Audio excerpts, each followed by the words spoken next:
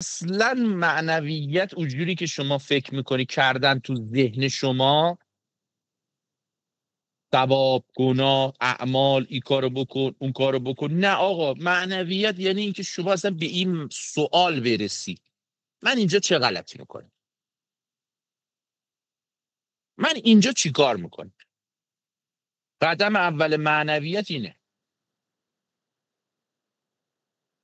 شما اول بپرسید من اینجا چی کار میکنم، بعد ببینی اسلام چی میگه، بعد بگی به نظر من این درست نیست. یعنی ما رو فقط خلق کرده که این کارو بکنیم بعد بریم بهشت و جهنم، نه به نظر نمیرسه. بعد بری علم چی میگه، میگه اصلا میمون به وجود و شامپانزه، چیزی شبیه شامپانزه شما به وجود اومدید. نه به نظر من اینم درست نیست. مسیحیت چی میگه؟ ناقص. نه زرتشتی چی میگه؟ ناقص. جواب درست، دنبال جواب درست بگردید. برای چی من اینجا؟ یعنی ما قبل از اینکه بمیریم باید بفهمیم اینجا چه غلطی میکردیم. چرا اینقدر رنج، شادی، لذت، از دست دادن، به دست آوردن، تلاش، کوشش، درس، مدرسه، دین، پیامبر، امام، علم، دجال، اینا رو برای چی داری تجربه میکنی؟ شما اولی دنیا رو به دست میاری، بعدش بیوفاییشو میبینی، میبینه دیگه مامان میمیره، بچه میمیره، زن ول میکنه میره، مال دنیا، سلامتی، همش میبینی موقتیه، وفا نمیکنه. و اونجا یه حال خرابی پیدا میکنید که ما بهش میگیم پوچی. حالا در عرفان بهش میگن خرابات. خراب میشید. شاید هزاران بار آباد بشید، یه بار واسه اسلام آبادتون کنه دوباره خراب شید، یه بار عرفان آبادتون کنه دوباره خراب شید، ولی در نهایتش یه حقیقتی رو که پیدا کردید، به قول جناب مشکات اون الماسه رو که پیدا کردید، بله دیگه انگیزه ادامه مسیرتون اون الماسه میشه. دیگه اینجا رو باید برای همین میگه فقیر که اول باید یه زندگی بکنی، اول باید غذا بخوری، اول باید به دنیا رو بگردی بشناسی، اول اینو باید این کلاس رو بگذرونی، به پوچیش پی ببری، به پوچی این پی ببری که بتونی یه حقیقت بالاتر رو دنبالش باشی. وقتی هنوز این کلاس رو کسی نگذرونده، هنوز دنبال چلو کباب و خونه و ماشینه، کجا میخواد به پوچیش برسه؟ متوجهی؟ یعنی حتی همون زندگی کردن جزو کلاستونه، همون زندگی نرمال، اونم درساتونه.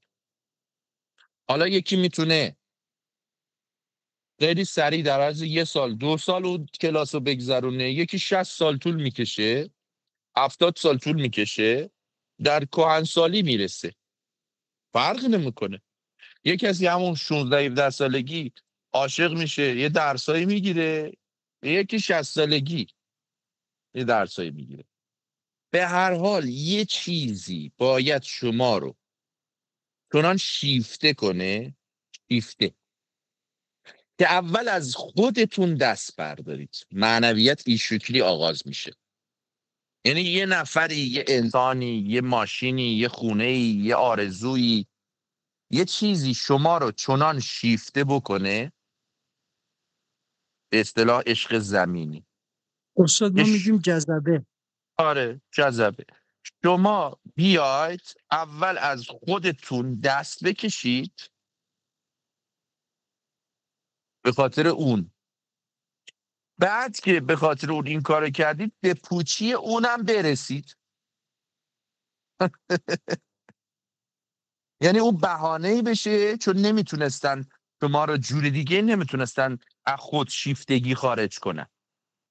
به دنیا که میایم همه چیزو برای خودمون میخوایم، ممه میخوایم، بغل میخوایم، توجه میخوایم، غذا میخوایم، خونه میخوایم، اسباب بازی میخوایم، بزرگ که میشیم بازم ماشین میخوایم، خونه میخوایم، بچه میخوایم، زن میخوایم، شوهر میخوایم، درس میخوایم، مدرک میخوایم، دفتر میخوایم.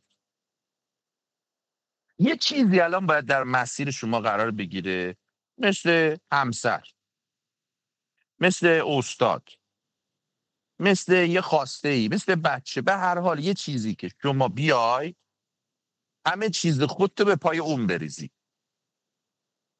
بعد تازه به یه مرحله‌ای برسی که اونجا هم ببازی. یعنی از خودت که گذشتی، تازه اونجا هم یا داغی به دلت بذارم بگن ای خدا، اینی هم که به پاش گذاشتی اینم پرید آقای ولی پور. بعد اونجا شما بگی که یه چیزی هست که من روش سرمایه گذاری کنم نپره. خسته شدم دیگه. تاکی تاکی سراب. یه حقیقتی هست، اونجا که شما از خودشیفتگی در اومدی، اونجا میتونی یواش یواش متوجه اون حقیقتی بشی. ولی برای اینکه از خودشیفتگی در بیای، قطعا وسیله زمینی لازمه. میگم ساده ترین راحت ترین شیوهش عشق زمینیه، دوست داشتن زمینیه، ساده ترین شیوهش. حالا یا همسر یا بچه، به هر حال یه شیوهی بایستی یه کسی، یک به قول جناب مشکات یه جذبه ای یه استادی، یه زنی، یه مردی، یه بچه، یه مادری، یه پدری، یه چیزی شما رو بکشون از این قلعه وجودیتون، از این خودخواهیتون بیرون، شما بخواید فدای او بشید. بعدش یه دفعه اون چیزی که شما میخواستید فداش بشید اونم میگیرن. حالا شما میمونید، نه دیگه خودتون رو میخواید، نه اون چیزی که بیرون از خودتون میخواستید دارید. پوچ میشید، هیچ میشید. زندگی معنوی کی شدید شما؟ مم. دکترها جوابت کرده بودن داشتی میمردی؟ آها. خیلی بی پول بودی، بدبخت بودی، در و پنجره بسته بود. آها. ننت مرده بود، بچت مریض بود، خودت داشتی. بابا اصلا راش اینه دیگه، شما وقتی مستاصل میشید تازه دوزاری معنویت تو میفته. جایی هستش که شما خوشان کچانتون باشه معنوی فکر کنید؟ تنها راهش اینه، وقتی که به او پوچی رسیدید و از اون تونستید دوباره جوانه بزنید، یه بار دیگه متولد بشید، این تولد دومتون اون معنویت است. خیلی نمیتونن، خیلی ها در پوچی گرفتار میشن. اون چیزی که جناب مشکات میگه دیگه درسته دیگه، میاد به اون مرحله میرسه، به اون قسمته میرسه، به پوچیه و اونجا گرفتار میشه. درسته دیگه، از اونم باید در بیاد، تازه از اونم جوانه بزنه،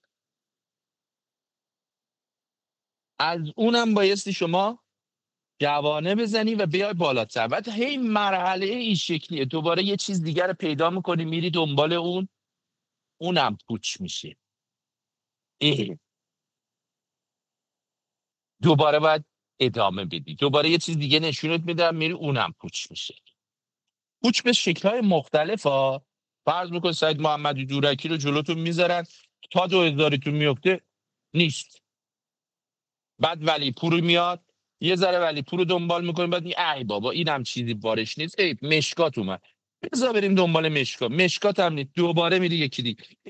اینجوری شما رو در معنویت جلو میبرن. بازی گل یا پوچه دیگه، شما هی میاید یکیش پوچ میشه، پوچ پوچ پوچ پوچ پوچ، تا آخرش حقیقت رو پیدا کنی. متوجهی؟ راه دیگه ای نیست. یعنی زمانی که شما تست نکرده خود حقیقتم انتخاب بکنی، اون به عنوان تشخیص درست از شما پذیرفته نمیشه. یعنی مثلا اگه خانومی، شما با هیچ خانم دیگه صحبت نکردی و هیچ کی دیگه رو ندیدی و الان اومدی به این میگی تو رو دوست دارم، پذیرفته نیست. اما اگه شما یه آلبومی داشته باشی و بگی ببین من تو رو دوست دارم، اون موقع میگن بله دیگه ایشون میدونه، کشیده گشته بین همه خوبان تو خوبتری. حقیقت هم این شکلیه. یعنی اگر کسی تیک اسلام رو نزده، مسیحیت رو نزده، فلان، اصلا سراغ مستقیم بیاد حق قبولش نمیکنه. متوجهی؟ اشتیاق سینه خواهم شرح از فراق تا بگویم شرح درد اشتیاق. این باید گشته باشه. این باید همه جا دنبال این گشته باشه. چش گذاشته 10 9 8 7 6 5 بیا منو پیدا کن. والا باید بره پیداش کنه. اگه بعض تقلب بیاد یا تصادفی بیاد مستقیم دست بذاره بگه تویی، میگه نه دیگه. تو از کجا میدونی منم؟ چرا منم؟ نمیدونه. تو باید بدونی چرا اینه. باید بدونی چرا حق اینه. من وقتی سید محمدی دورکی رو میبینم گشتم، بعد میگم ای صبر کن، تا اینجا حق تویی، تا اینجا من هر چی گشته بودم حق تویی. حالا فردا یه چیز دیگه پیدا کنم میگم تو هم ناحق بودی، حق اون یکی. ولی اگه نگشته بودم، هم احتمال داشت که ردش کنم، هم اگر میپذیرفتمش 10 ماه پاش وای نمیستادم. متوجهی؟ اگه ثابت قدم میخواید باشید، چه پیداش کنید چه پیداش نکنید، بایستی گشته باشید. اینه که فقیر بگه بله اون مسیرها رو هم باید میرفتی، چون محققانه است دیگه. حق بر اساس تحقیق به دست میاد، نه تقلید. شما بایستی به دنبال حق رفته باشید، به بتخانه رفته باشید، به مسجد رفته باشید، به میخانه رفته باشید، به خانقاه رفته باشید، به علم رفته باشید، به خیال رفته باشید. همه جا بگردید بگید نه اینم نیست. یعنی شما بیای بگی به چه دلیل اسلام نیست. متوجه اید؟ از باید بیاد بگی به این دلیل اسلام نیست، به این دلیل مسیحیت نیست، به این دلیل عرفان فلان نیست، به این دلیل علم نیست، به این دلیل. باید دلیل بگه آقا چرا منو چرا میخوای. خیلی این راه قشنگه. یعنی بدونی که بخوای زندگی تو میسازه، بدون اینکه بخوای میبینی که فکرت درست میشه، بدون اینکه بخوای میبینی که همه اطرافیان از تو الگو برداری میکنن، بدون اینکه بخوای میبینی تو جامعه اطراف خودت تأثیر گذاری، بدون اینکه بخوای میبینی که چیزای بزرگتر و ارزنده تری رو میخوای. عزیزان من قشنگه، این لحظه ها قشنگه، استفاده کنید. اینی که جناب مشکات میگم بعد اون شما زندگی تو ساخته میشه، چون اونجا به عقل کل متصل میشید. احسن. یعنی این فرد، این احساس، این نشانه، این تیر، این عشق، هر چی میخواید اسمشو بذارید، در شما حالتی رو ایجاد میکنه. اصلا بهانه است، اسم اون فرد اصلا هیچی، شاید بارش هم نه فیزیکی شما نبید بگو کارت و خواب. آخه مهم اون نیست که، مهم اون حال شماست. تو برای اینکه به اون عقل کل وصل بشید باید به اون مرحله رسیده باشید. حالا یکی رو سعید محمدی دورکی میرسونه، یکی رو محمد میرسونه، یکی مثلا با زن، مثلا عاشق یه زنی میشه، به یه جایی میرسه. به هر حال سیرها فرق میکنه دیگه. به اون حالت باید برسی. اون حالت که رسید از عقل کله داره دریافت میکنه، یعنی اتصال برقرار شده، کاملا از خود بیخود شدن و مستی و مدهوشی و مجنونی و نمیدانم حالتهایی که در عرفان بهش گفته میشن محرم این هوش جز بیهوش نیست، در ما تحقق پیدا میکنه. و بنده هم همین رو تجربه کردم. بنده در مسیر خب میپسندیدم افراد رو، ولی منو مجنون نمیکرد، یا اگر مجنون میکرد نبود.